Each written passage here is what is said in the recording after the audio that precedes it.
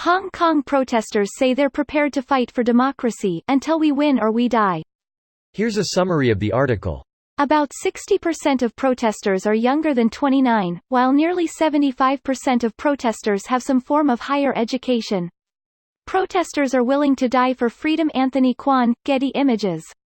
A protester actively working on the front lines who requested anonymity due to fears for her safety told Business Insider that protesters, including herself, see the current fight against Chinese influence as an endgame, and she said she has engaged with protesters who have expressed a readiness to die in continued clashes. There have been multiple times that riot police claimed that they will hit us to death.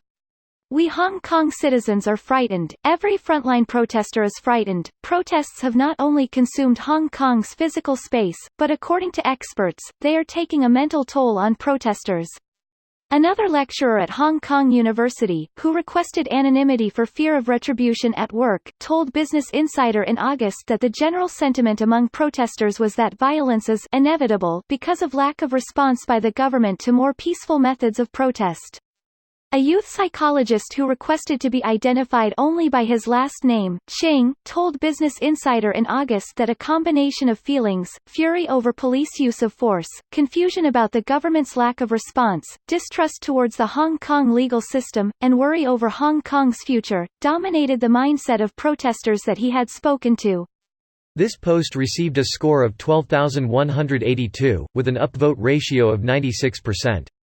Here are the top comments in response to this article.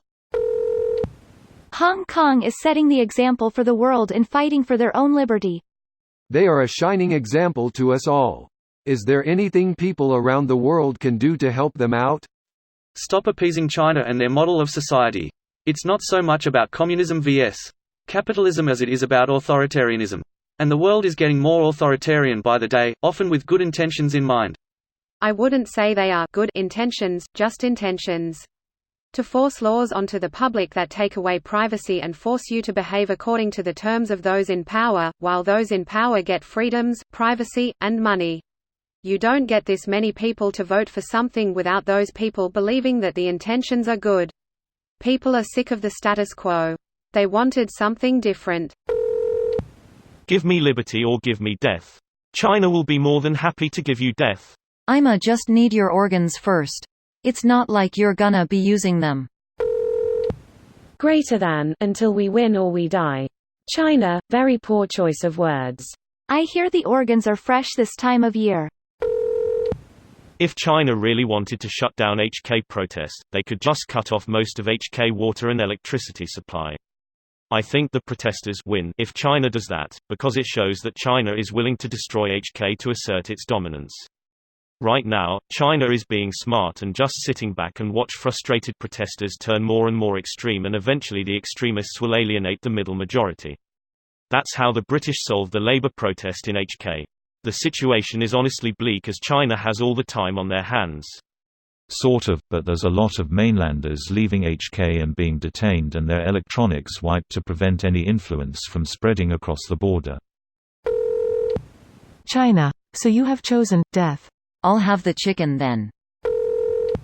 When in the course of human events it becomes necessary for one people to dissolve the political bands which have connected them with another and to assume among the powers of the earth, the separate and equal station to which the laws of nature and of nature's God entitle them, a decent respect to the opinions of mankind requires that they should declare the causes which impel them to the separation. That whenever any form of government becomes destructive of these ends, it is the right of the people to alter or to abolish it, and to institute new government.